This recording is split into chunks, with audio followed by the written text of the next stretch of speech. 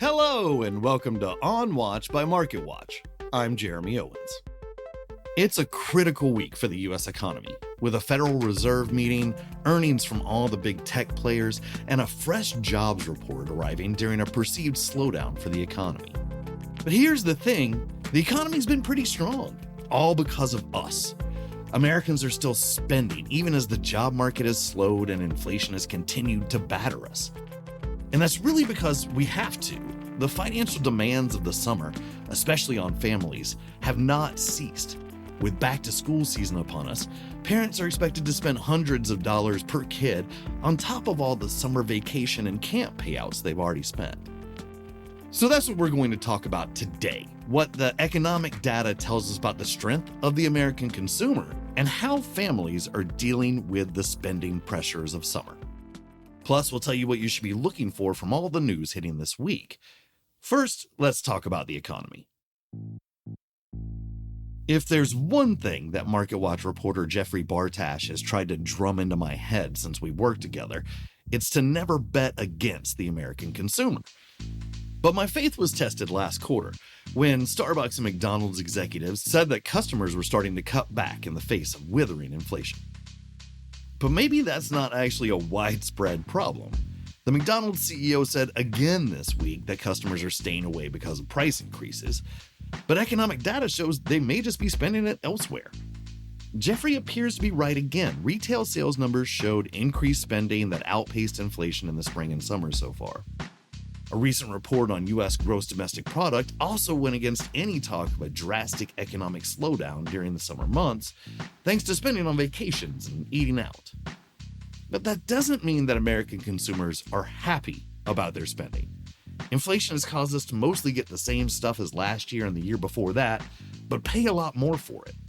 So we invited Jeffrey onto the show to talk about the staying power of the American consumer and how long it can possibly last.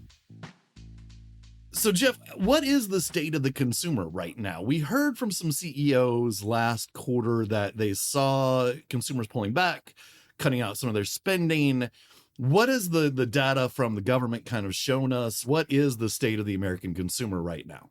Americans are still spending plenty of money. They cut back early in the year, but what we just saw in the period from April to June, the second quarter, is that consumer spending actually accelerated.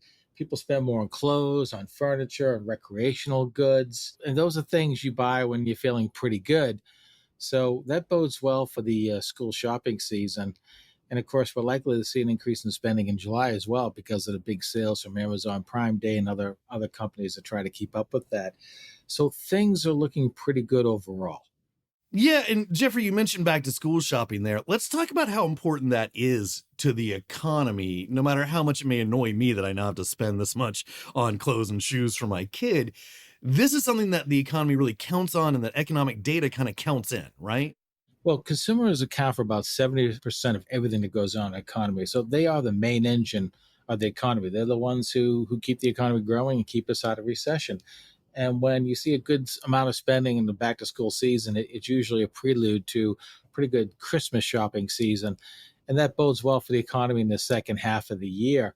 But what also might help consumers is that the Federal Reserve is likely to cut interest rates. And if they do, that's going to help sales of appliances, of cars, of houses, and that could give further stimulus to the economy. And when you say the Fed's likely to cut interest rates, you're kind of looking forward to that September meeting, right, Jeff? Many members of the Federal Reserve have already been kind of signaling that an interest rate cut is likely in September. The Fed is somewhat concerned that if they don't cut rates, the economy could slow further and jeopardize the recent expansion. I think the Fed also wants to provide more relief for Americans because after several years of high inflation, consumers are definitely feeling more stress. And the stress we see from consumer surveys is especially being felt by lower income families. So lower interest rates would help reduce credit card payments. It would make it easier to make car payments. It would go a long way in helping people in the country who are feeling the most stress from high inflation to stretch their dollars a little further. And there's definitely stress being felt right now. I mean, I feel like with inflation, we talk about consumers spending more money this year, but they might be getting the exact same amount of stuff. There's no question about it. To some extent, people have to spend more money to get the same amount of goods because prices are so much higher compared to 3 years ago. The average increase in inflation over the last 3 years has been 20%. So if you go to a grocery store, you go to your hairdresser, you go to a barber, you're paying more for pretty much everything. And so that is one reason why people are spending more. But we also see when people are spending more on things like travel, which was a big thing in June, that's something you don't have to spend on. So if people are spending on things like travel and recreation, furniture, and all that, that suggests they feel comfortable enough, even with high inflation, to spend a little more on things they actually want. Yeah, and I do think that consumers are feeling stretched, but are still spending. And that has helped the economy a good bit. We have seen the economy slow down in other places, Jeffrey. We saw the jobs report, where we're kind of seeing the labor market dip a little bit. We've seen some other things, but recently we're getting much stronger reports, especially when we look at GDP and the inflation report from last Friday. Both were really strong, right? And kind of went against what we've seen in a lot of the reports before that.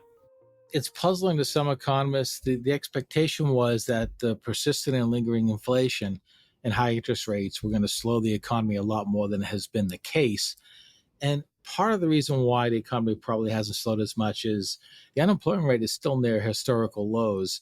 And even if the labor market is not as hot as it was a few years ago, most people are working. And as long as people are working, they can continue to keep spending. And that's greasing the wheels of the economy and keeping everything spinning forward. If the jobs market were to deteriorate, if the unemployment were to rise a lot more, obviously that would put a big dent in the economy and even raise the risk of recession. But we're not just seeing much evidence right now that the labor market is going to catch a big chill. Right. And that's the one thing we're really looking at for the Fed, right? I mean, the Fed has the ability to cut these interest rates. That does look like inflation is getting a little bit closer to their goal. Where is inflation right now in terms of the path and where we kind of see it going? The Federal Reserve's preferred inflation gauge is running about 2.5% over the past year. Now, before the pandemic in 2020, inflation was averaging around 1.6% a year. That's a pretty low rate historically. So the current rate of inflation is not that far away from where it was 4 or 5 years ago. The problem, of course, is that we've had so much inflation in the last couple of years that doesn't go away. So even if inflation slows, we're seeing consumer sentiment surveys that people are still frustrated because they're paying much higher prices than they were several years ago. Yeah, Jeffrey, you talked about consumer sentiment right there. What is the sentiment right now among Americans? Every month we get surveys of how consumers feel about the economy, and the most recent ones show that people are still very frustrated about inflation. Although most of the stress is being felt by middle and lower income families, wealthier families are doing pretty good. The stock market is near record highs. Many of these families locked in at low interest rates with their home mortgages several years ago when rates were very low. So they're actually doing quite good. So you're seeing this kind of dichotomy in the economy right now where a large part of the country is doing quite well and another part is struggling. And that's where we're seeing in the surveys of consumer sentiment. And that's going to persist for a while because the inflation in the last few years is going to take a long time to fade away. Yeah, and we're not seeing the wage gains that would make up for inflation. Wage growth is outpacing inflation, but not by much. And it seems like it's going to take a long time for these lower and middle income Americans to catch up to the purchasing power they had before the inflation spike. That's certainly true. Economists estimate it could take anywhere from 3 to 5 years for incomes to catch back up to the point where people feel financially as comfortable as they did 5 years ago. So people got to cope with this for some time. But what we're seeing is that people are shopping for lower price goods. They're buying store brands instead of name brands. We're seeing that everywhere. People are just trying to find ways and being more selective about what they buy. Yeah, and it's going to be a balancing act, like you say, for a couple of years here. And if everything goes the way the Fed kind of wants it to go, it's just going to be a struggle. We might be going through what, has been termed the vibe session, where the economy goes well, but people are still struggling and having a hard time paying for everything through inflation.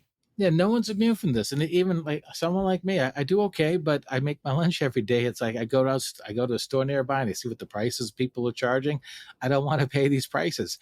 Millions of people like me are doing the same thing. We're making more of our lunches. We're not spending as much going out for lunch. We're finding ways to cut back, and we're trying to just spend on the things we really need or really want. And we're kind of cutting out the things that we can get by without. And we expect that to be how it goes moving forward, but obviously anything can happen. So we'll keep talking about this and have you back again, Jeffrey. Thank you so much for joining us. My pleasure. We're going to take a quick break. Coming up, back to school shopping and how you can make it work for you.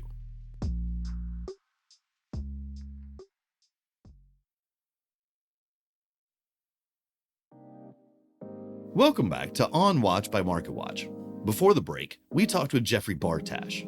Now we welcome MarketWatch personal finance reporter Vanessa Wong to discuss a topic that hit me in the gut recently, back to school shopping. Now, I feel like I've already been bombarded for a month by back to school ads streaming into my inbox. And all I kept saying was, after spending thousands of dollars on a summer vacation and camps for my kid, why would I want to spend even more right now? But there's an answer to that question, because it might have been cheaper. With those sales over, the same school supplies at the same store are going to cost me more. For some parents, that could be hundreds of dollars more. So what can we do to survive the relentless summer spending demands? Vanessa joined me to break down what parents are expected to spend on back-to-school shopping and talk through some ways that we can save a little bit on it. Well, Vanessa, I first started thinking about this in July when I got all those ads for Amazon Prime Day and all the other events, and it felt really early to be talking about back to school shopping. Yeah, my kids just got out of school at the very, very tail end of June. And then a couple of days later, there were sales for back to school at Target and Walmart. And then Prime Day is in part a back to school sales event now. So there goes my vacation, right? But Right. it's a big retail season for companies at this point. Families expect to spend about $875 on back to school supplies this year. So this includes clothing, shoes, electronics, which is about as much as families spend on average during the winter holidays, which is, famously the time when we spend a lot of money. But that spending has moved up to the summer as well, which is a very expensive time for a lot of households when they have summer camp expenses and vacations that they're taking. So this quiet little period in our lives between the end of one school year and the beginning of another is actually working out to be extremely expensive. Yeah, those numbers kind of blew me away. And it seems like more than half of it is on clothes. That seems to be the biggest input that you're spending on right now. That's right. Yeah. So what I think we think of traditionally as school supplies is a small percentage of this overall spending. So when I first saw the numbers, they didn't exactly make sense to me because I was like, how many crayons could you possibly buy, right? Yeah, we both got younger kids. So like that, it did not click in for us, but it is more the other things besides the pencils and pens. Exactly. It's about $140 for school supplies. And this is based on survey data from the National Retail Federation. But the bulk of it is on other things that probably a lot of older students need. But a lot of expenses right now are being shifted from school districts to parents. And I think that's why you see, kids coming home with lists of cleaning supplies and, basic paper products that the classroom would need that isn't being funded by the school districts anymore. The real swing cost here could be electronics, right? If your kid needs a new TI-85 calculator, a new laptop, a new smartphone, anything before going back to school needs new technology, that's where it's going to cost you more. Laptops are a little more expensive right now than they have been in the last couple of years. So that's where parents could really face a huge bill coming up, right? Right. And I think there's a sense of surprise and maybe shock among people who didn't have to buy these types of electronic supplies when they were in school, but it is part of what's expected of kids these days. My child who's still in elementary school, his school is shifting a lot of their testing onto computers at this point. And also our school district has prepared parents for remote school moving forward instead of, snow days where we got to just sit at home and watch Ricky Lake or whatever. You just really showed your age shouting out Ricky Lake, but shouts out to Ricky Yeah, Lake. What's up, Ricky? They will be doing Zoom school as they were in the pandemic. So it's just important right now for kids to have devices so they can keep up with what's expected of them at schools. And not all schools are providing these devices to them, whether they're laptops or tablets or, whatever it is. So this is something, a new expense that parents have to deal with, whether they're prepared for it or not. Yeah, I'm not prepared. I'm not prepared, Vanessa. And I suppose this is just being a parent in the summertime, but summer vacation followed by summer camps, followed by back to school shopping. That's why I didn't want to think about back to school shopping. That's why I got annoyed when I realized it was that time again. And I started getting emails from Target and Amazon for their sales, really pushing school supplies on me. Right. But it is what it is for summertime and being parents. That's right. And, I just want to point out that we're at a point right now where raising a family is like a really financially stressful thing for a lot of parents. Families with young kids are significantly more likely to report financial insecurity than households that don't have kids or households that have adult children. So it's just really expensive when you're talking about housing affordability crisis, when you're talking about the cost of childcare now, which around the country in almost every state is equal to or greater than mortgage costs and rent. Families are stretched when it comes to big expenses like shopping for school supplies or, whatever the case might be. And that's why about 10% of parents that were surveyed say they expect to go into debt for back to school shopping. Well, Vanessa, what can parents do to kind of alleviate some of this pressure that we are all feeling now after the relentless spending needs of summer? Right. So there are three main things that you can do. One is to plan ahead. So when I spoke to financial planners and just parents who post about their experiences on social media, the advice is if you know you're dealing with these large expenses on an annual basis, the best thing you can do for yourself is plan for it, set aside, a certain dollar amount every month into a high yield savings account so that when that expense comes up, you're not putting it on a credit card and paying interest for it afterwards, which I think is great and sound advice if you're able to. A lot of parents are also buying secondhand right now. They're buying pre-owned back to school products like clothing and electronics. So it's a solution. It's a limited solution though. And in a Deloitte survey, parents said that parents who plan to buy pre-owned save about 7% compared to those who plan to buy new. So it's something, right? It doesn't sound like a lot, but it's something. And sort of all of those small decisions that you make eventually add up to hundreds of bucks that, make some impact on your wallet. The cost of supporting a middle-class quality of life for a family is just exceptionally high right now. And, we've all listened to a lot of the financial advice out there, which is just that if you can't afford it, don't do it. It's not wrong. I just feel like, it's asking people to hold back on a lot of pleasure that they would rather enjoy during their lifetime. Yeah, but I think it's much easier to hold back on your own pleasure. But when you're looking at your kids' schooling, when you're looking at experiences for your child that you may never have a chance to do again, it's much harder to say no to that. Even if your kid's not asking for it, if you're trying to provide for your child, if you're trying to give your child something and you probably can't afford it, it's much harder to say, well, I can't afford it, can't do it, than if it's for yourself, at least in my case. That's 100% correct. And like the data that we were talking about in these surveys doesn't even include spending for extracurricular activities, which it was very interesting. Parents are extremely willing to spend money for their kids' extracurricular activities because they consider it an investment in their future. But I think the bottom line is that parents want to give their kids the best lives that they can plausibly offer them. And I don't fault people for that. I think it's what we feel our obligation is as parents. Yeah, and our financial obligations as parents is now officially part of your beat, Vanessa. So if you have any thoughts or questions about family finances, reach out to Vanessa and we'll have her back on later to talk about this some more. Thank you so much for joining us. Thanks so much for having me.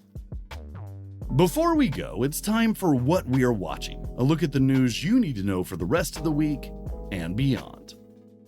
First, after talking to Vanessa, I gave a call to the founding editor of MarketWatch Picks, Katie Hill, for some other back-to-school shopping tips.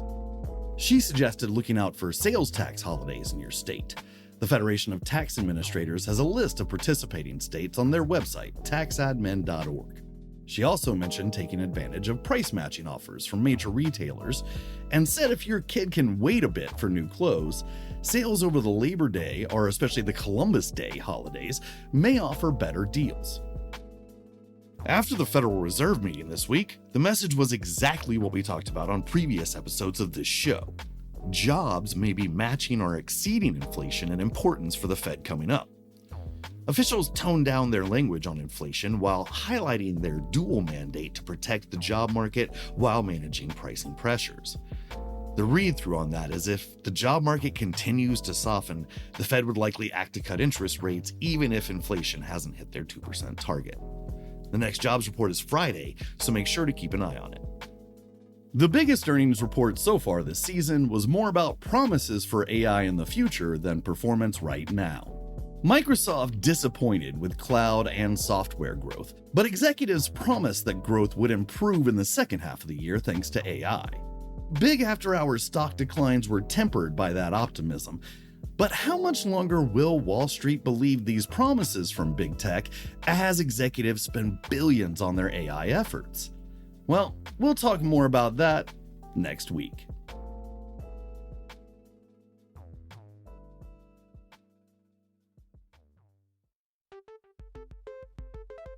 And that's it for this episode. Thanks to Vanessa and Jeffrey for joining us. To keep following the latest on consumer spending and back-to-school shopping, head to MarketWatch.com. You can subscribe to the show wherever you get your podcasts, and please do. If you like what you heard, please leave us a rating or review. It really helps others discover the show. And let us know what you want to hear from us. You can reach us at onwatch@marketwatch.com. The show is hosted by me, Jeremy Owens, and produced by Alexis Moore and Jackson Cantrell. Isaac Gaines mixed this episode. Melissa Haggerty is the executive producer. We'll be back next week with a new episode, and until then, we'll be watching.